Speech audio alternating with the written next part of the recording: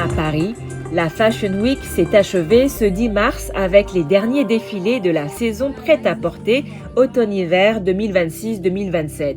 Pour l'occasion, la maison Pierre Cardin a investi sa boutique emblématique du faubourg Saint-Honoré dans le 8e arrondissement de la capitale pour présenter sa nouvelle collection. Fondée dans les années 1950, la maison s'est imposée comme l'une des signatures les plus avant-gardistes de la mode parisienne, connue pour ses silhouettes géométriques et son esthétique futuriste. La collection présentée lors de cette Fashion Week reprend ses codes emblématiques, volumes structurés, lignes graphiques et coupes architecturales qui prolongent l'héritage stylistique du créateur. Je trouve que Pierre Cardin voyage dans le temps assez bien, quoi. Parce que je trouve que ça, on a encore cet ADN des années fin 60 qui voyage encore aujourd'hui. Et vous ?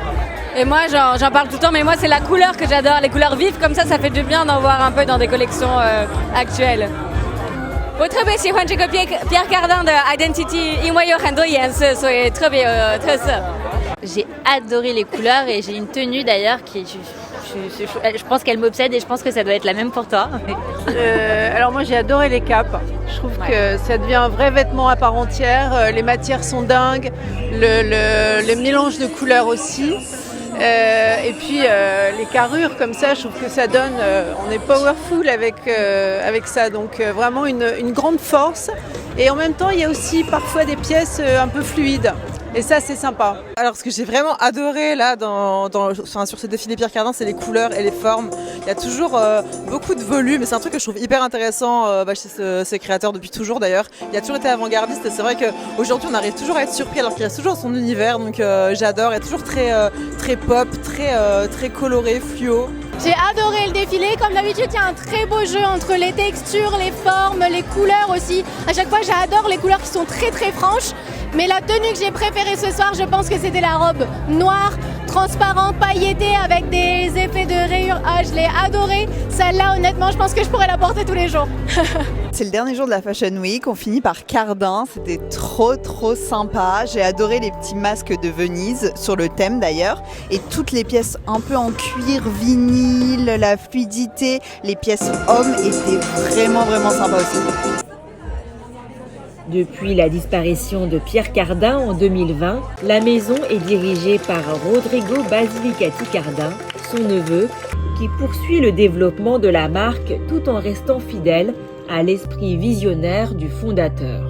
Ingénieur de formation autant que créateur, Rodrigo Basilicati Cardin a également voulu donner à ce défilé une dimension plus symbolique. La collection rend hommage à Venise, ville étroitement liée à l'histoire de la famille Cardin et confrontée aux effets de la montée des eaux. J'ai profité de ce moment pour faire un hommage à Venise parce que ce sera la première ville au monde à être touchée par la montée des eaux. Parce que Venise a des problèmes que tout le monde connaît, de l'aqua alta. Et bien avant que toutes les autres îles ou villes qui auront le problème de la montée, sera Venise. Et Venise sera complètement déshabitée. Une fois que les premières aqua alta arrivent, ça va complètement être déshabité parce que les habitants vont disparaître. Il n'y a aucune raison. Alors, moi, je propose une solution technique assez légère, comme ça. Mais il y a une solution, sûrement. Mais il faut s'adapter. Le secret, c'est l'adaptation. L'adaptation, chose que l'humain sait faire. Et avec la technologie, on peut s'habituer à la montée des eaux. Il faut commencer maintenant. Avec ce défilé organisé lors de la dernière journée de la Fashion Week parisienne, Pierre Cardin continue d'explorer une mode tournée vers l'avenir, fidèle à l'ADN expérimental qui a fait la renommée de la maison.